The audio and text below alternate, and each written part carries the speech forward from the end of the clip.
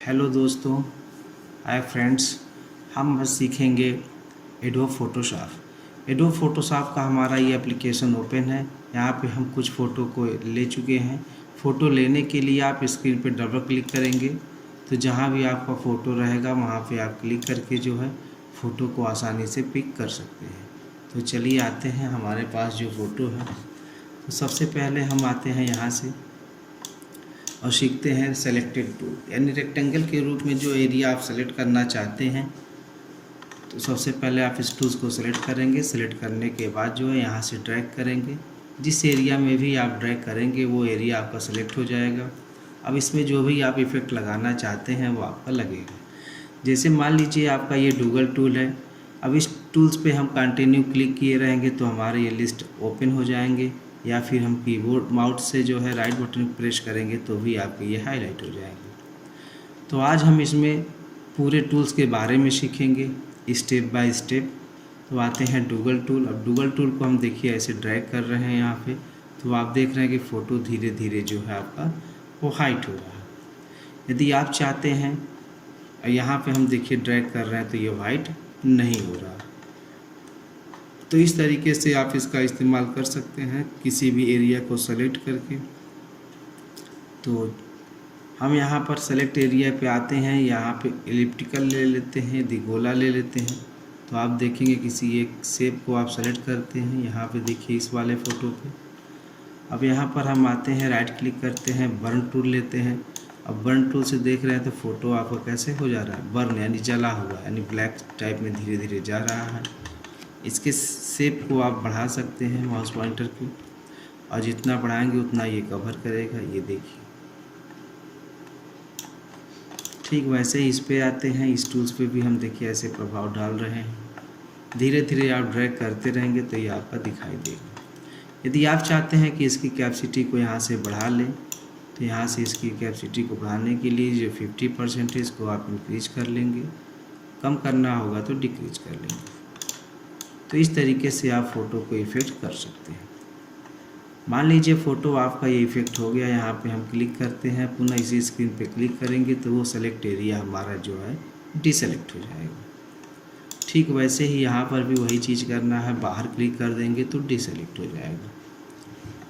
अब मान लीजिए फ़ोटो बनाते वक्त हमारा फ़ोटो यदि ख़राब हो जाता है और हम चाहते हैं फ़ोटो हमारा पहले की तरह हो जाए, तो उसके लिए सबसे पहले आपको लेना होगा हिस्ट्री ब्रश टूल।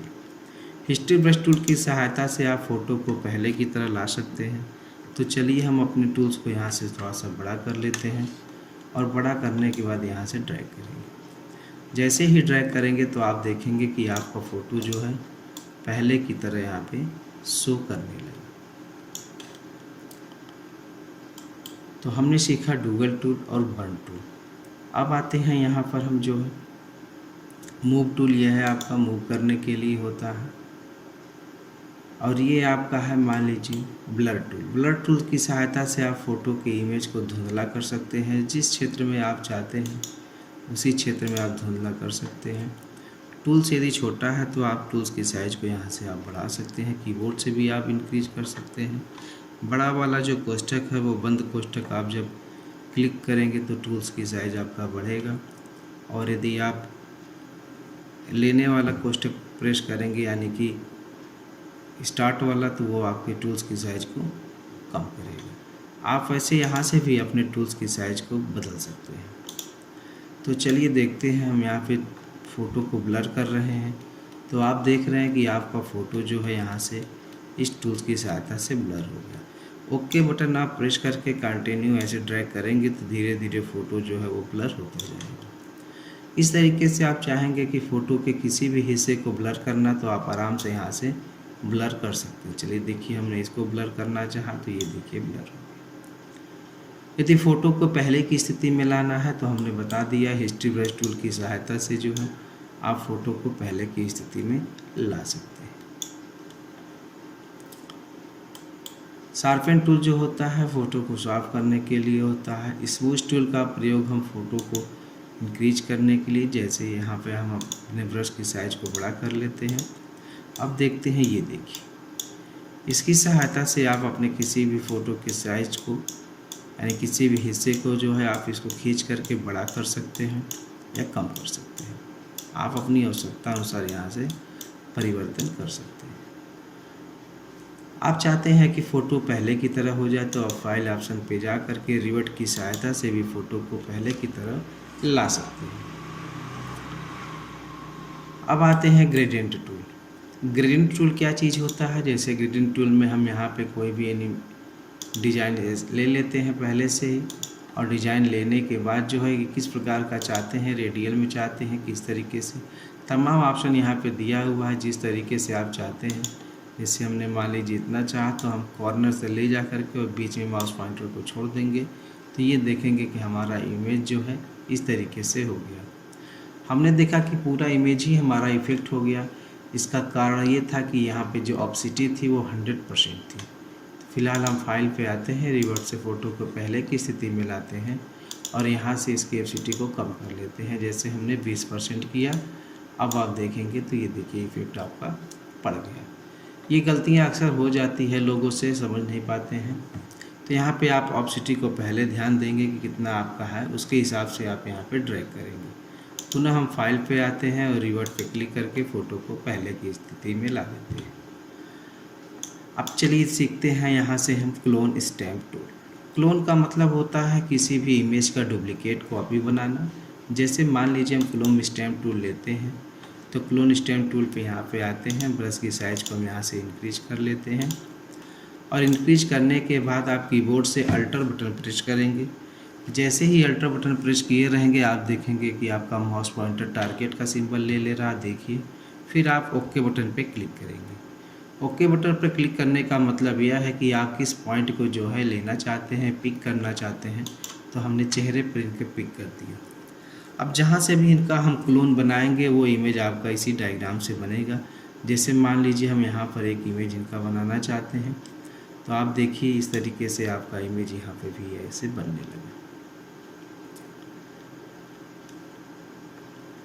तो आप देखेंगे कि इस तरीके से जो है हमारा इमेज बन जा रहा है। आते हैं पुनः हिस्ट्री ब्रश टूल पे। हिस्ट्री ब्रश टूल की सहायता से यदि आप चाहते हैं कि ये हिस्सा हमारा न दिखाई दे, पहले की तरह हो, तो यहाँ पे आप क्लिक करके इसको ऐसे रिमूव कर लीजिए और केवल चेहरा ही रहने दीजिए। यानी हम चाहते हैं केवल फेस हमारा शो करे। तो ये रहा हमारा clone stamp tool. Clone stamp tool की विशेषता एक और है। यहाँ पे आते हैं हम, जैसे मान लीजिए फ़िलहाल इसे अभी हम बंद कर देते हैं, इसका यूज नहीं है। अब हम चाहते हैं कि हमारा जो ये इमेज है, अब इसी इमेज को हम इस वाले फ़ोटो पे लगाना चाहते हैं तो क्लोन स्टैम्प टूल की सहायता से आप आसानी से लगा सकते हैं। सबसे पहले आप वही कीबोर्ड से अल्टर बटन प्रेस करेंगे, फिर अपने इस इमेज के पॉइंट पर ओके बटन दबा देंगे, फिर जहाँ पर भी बनाना है उस पर क्लिक करके जो है आप अपने साइज को बढ़ा लेंगे यहाँ से, और बड़ा करने के बाद फिर आप यहाँ से ड्रैग करना चालू करेंगे। आप देखेंगे कि आपका इमेज यहाँ पर भी बन करके रेडी हो गया। ये रहा हमारा क्लोन स्टैम्प टूल। फ़ोटो को पहले की तरह करने के लिए आप एक ही बार में जो है फाइल पे इसकी टाइटल बार पे क्लिक करेंगे। टाइटल बार पे क्लिक करने के बाद फाइल पे जाएंगे और यहाँ से फ़ोटो को आप डायरेक्ट जो है रिवर्ट पे क्लिक कर देंगे तो फ़ोटो पहले की तरह यहाँ पे हो जाएगा। इस फ़ोटो को भी आप पहले की तरह लाना चाहते हैं तो पूरा वही प्रक्रिया रिपीट करेंगे। रिवर्ट में जाएंगे और यहाँ से फ़ोटो आप देखेंगे कि पहले की तरह फ़ोटो आपका तैयार हो गया।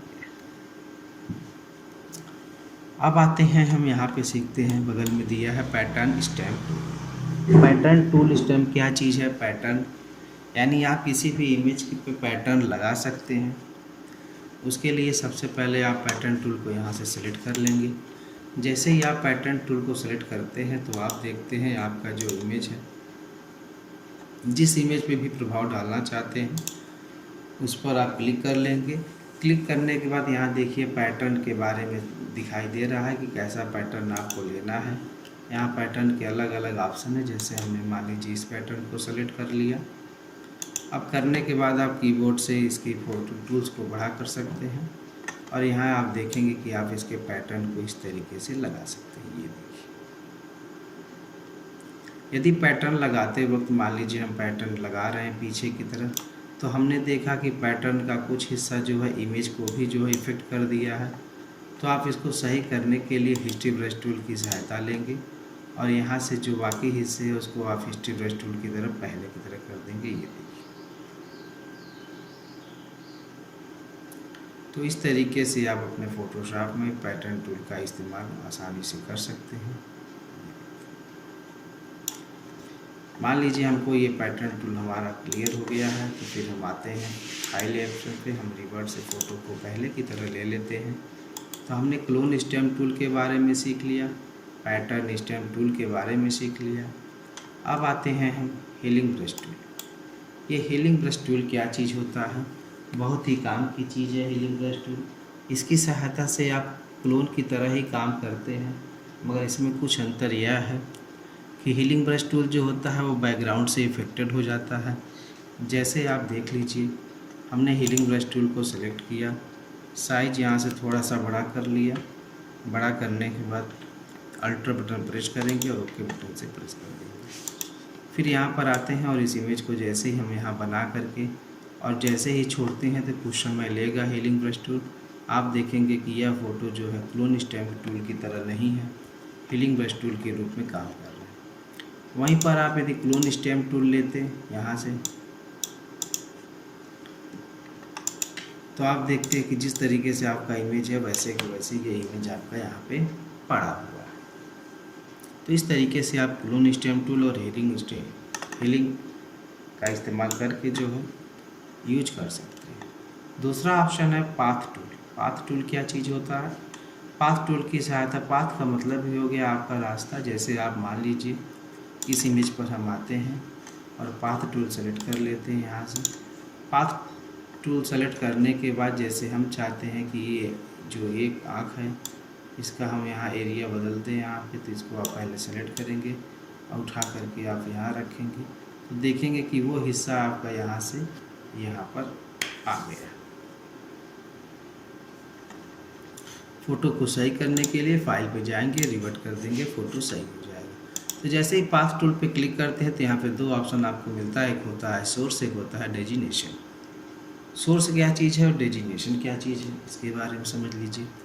सोर्स का मतलब है, जैसे मान लीजिए ये हिस्सा हम चाहते हैं यहाँ पर इफेक्ट लगाना, तो ये हम इसको सिलेक्ट करेंगे और यहाँ पे ला करके इसको छोड़ देंगे, तो देखेंगे कि ये आँख जो है हमारा उस डेजिनेशन यानी जहाँ पे हम बनाए थे जगह वहाँ पे वो चला गया। मगर वहीं पर जो है हम आते हैं फ़िलहाल रिवर्ट पे, फ़ोटो को सही करते हैं और यदि हम यहाँ पे सोर्स पे क्लिक किए थे और डेजिनेशन पे यदि क्लिक कर लेते हैं तो इसकी सहायता से आप जो है यहाँ से क्लिक करेंगे और क्लिक करने के बाद इस क्षेत्रफल को यहाँ से उठाएंगे, उठा करके जहाँ भी रख देंगे, जैसे हमने यहाँ पे रख दिया तो देखिए वो इमेज जो है वहाँ पे चला गया। तो इस तरीके से आप फ़ोटो को एडिट कर सकते हैं। आते हैं रिवर्ट से फ़ोटो को हम पहले की तरह ला देते हैं। अब आते हैं ब्रश टूल। ब्रश टूल बहुत ही इफेक्टिव टूल है, इसका बहुत ही अच्छा हम प्रयोग कर सकते हैं। ऐसे तो ब्रश टूल केवल देखने में नॉर्मल ब्रश टूल है, जिस प्रकार से आप करना चाहेंगे ये देखिए ब्लैक कलर में हो रहा है क्योंकि यहाँ पे ब्लैक कलर है। कलर पे क्लिक करके यदि आप यहाँ से रेड कर लेते हैं तो आप देखेंगे कि ये देखिए ब्रश की साइज को बड़ा या छोटा भी आप यहाँ से कर सकते हैं। और छोटा या बड़ा करने के लिए आप देखेंगे इस तरीके से आपका हो रहा है। ये जो ब्रशिंग हो रही है इसकी साइज़ को भी आप बदल सकते हैं। जैसे यहाँ देखिए हमने पहले ही बताया था फ्लोइंग और ऑप्सिटी दोनों ऑप्शन हैं, दोनों ऑप्शन को हल्का हल्का यदि आप कम कर देंगे तो आपका ब्रश का जो है साइज है वो चेंज हो जाएगा, यानी कलर फिल करने का। जैसे मान लीजिए हम फ्लोइंग पे कर लेते हैं यहाँ डाउन, ऑप्सिटी पे भी कर लेते हैं। अब आप देखते हैं यहाँ पे देखिए बहुत ही हल्का कलर जा रहा है, ये देखिए पुनः आते हैं रिवर्ट पे, फ़ोटो को सही करते हैं, इस फाइल को भी रिवर्ट कर लेते हैं। रिवर्ट का मतलब होता है फ़ोटो को पहले की स्थिति में ला देना, यानी लास्ट पॉइंट तक जहाँ तक आपका फ़ोटो सेव था उस पॉइंट तक आपका जो है फ़ोटो हो जाएगा। तो ये रहा ब्रश का यूज। ब्रश यहाँ पे दो प्रकार के हैं, यहाँ पे ऊपर वाला ब्रश है, नीचे वाला। जिस ब्रश को भी आप लेना चाहते हैं, जैसे मान लीजिए यहाँ पे इस कलर को हम ले लेते हैं ग्रीन, ओके करते हैं तो यहाँ पे इस कलर को लेते हैं, यहाँ से कर लेते हैं ग्रीन और ओके पे जैसे ही क्लिक करेंगे तो आप देखेंगे कि ये ग्रीन हो गया। यहाँ से आप इसके ऑप्शन को चेंज कर सकते हैं, यानी स्विच कर सकते हैं। जो ऊपर करना चाहते हैं यानी फोरग्राउंड चाहे बैकग्राउंड, इसकी सहायता से आप कर सकते हैं। यहाँ पे आप आसानी से देख सकते हैं। अब आते हैं ब्रश टूल। जब हम ब्रश टूल लेते हैं तो यहाँ पे साइड में मिलता है हमको पेंसिल टूल। पेंसिल की सहायता से भी आप कोई भी इमेज को एडिटिंग के रूप में दे सकते हैं। जैसे मान लीजिए ये रहा हमारा। अब यहाँ पे जो भी कुछ आप करना चाहते हैं ये देखिए आपका यहाँ पे शो कर रहा है। ब्रश टूल के बारे में कुछ खास बातें हैं, ज़रा हम यहाँ पे समझ लेते हैं। जैसे मान लीजिए हमने ये ले लिया ऑप्शन। अब यहाँ पर हम ब्रश टूल पे आते हैं। जब ब्रश टूल पे हम क्लिक करते हैं तो यहाँ ब्रश टूल के ऑप्शन अलग अलग। फिलहाल यहाँ पर हम आते हैं डाउन एरिया में और ब्रश के ऑप्शन को देखते हैं तो देखते हैं विभिन्न प्रकार के लिस्ट हमको यहाँ पे दिखाई दे रहा है, जिसमें आपको जो आपको अच्छा लगता है उसी को आप सेलेक्ट कर सकते हैं और सेलेक्ट करने के बाद जो है लगा सकते हैं। ये देखिए, जैसे मान लीजिए यहाँ पे हमको डिज़ाइन मिल गया। अब इस डिज़ाइन को ही हम लेते हैं तो आप देखेंगे कि आपका ब्रश जो है डिज़ाइन के रूप में हो गया है। आप यहाँ से इसकी कैपेसिटी को ज़रा सा बढ़ा दीजिए और फ्लोइंग ऑप्शन को भी यहाँ पे फुल कर लीजिए। अब आप जैसे ही ओके बटन प्रेस करेंगे और देखेंगे तो ये देखिए आपकी फुल। जैसे ही इस टूल्स को बड़ा कर लेंगे तो आप देखेंगे कि आपका जो ये इमेज है ये अलग अलग तरीके से यहाँ पे शो कर रहा है। ये देखिए, जिस तरीके से आप चाहते हैं उस तरीके से आपका ये शो कर जा रहा है। यहाँ से चेंज कर देते हैं दी कलर, तो यहाँ पे देखिए कलर, ये देखिए। तो इस तरीके से आप अपने ब्रश का उपयोग आराम से कर सकते हैं। फिलहाल फ़ोटो को हम यहाँ से फाइल पे आते हैं और रिवर्ट कर लेते हैं। फ़ोटो पहले की तरह हो जाएगा और यहाँ पर भी आते हैं और रिवर्ट पे क्लिक करके फ़ोटो को पहले की तरह ला देते हैं। और ये रहा हमारा क्रैप टूल। क्रैप टूल की सहायता से आप फ़ोटो को जो है क्रैप कर सकते हैं। जैसे मान लीजिए हमने फ़ोटो को यहाँ से सेलेक्ट किया। अब हम चाहते हैं ये फ़ोटो इतना क्रैप हो जाए तो सेलेक्ट करके इंटर बटन प्रेस कर देंगे तो बाकी का हिस्सा हट जाएगा और बाकी फ़ोटो इस तरीके से शो कर जाएगा। अब आते हैं हम यहाँ पर फ़ोटो को पहले की तरह आप आसानी से फिर भी ला सकते हैं, यहाँ पर सीखते हैं। उसके बाद ये मैजिक टूल जो होता है यहाँ पे एरिया को सेलेक्ट करता है। जैसे यहाँ पे हमने क्लिक कर लिया, शिफ्ट के साथ हम आते हैं, इसके एरिया को ऐसे बढ़ा सकते हैं। इससे बढ़ाने से क्या लाभ है, जैसे जो एरिया आप देख रहे हैं पूरा तरीके से सेलेक्ट है, इसको भी आप क्लिक कर लीजिए यहाँ से। और क्लिक करने के बाद आप चाहते हैं कि यदि हम बैकग्राउंड चेंज करें तो आप कीबोर्ड के बैक स्पेस प्रेस करेंगे तो आप देखेंगे कि आपके जो इमेज है उसका जो है बैकग्राउंड आपका जो है वो चेंज हो जाएगा। तो आज के दिन केवल हम इतना ही सीखेंगे, बाकी हम अगले वीडियो में देखेंगे।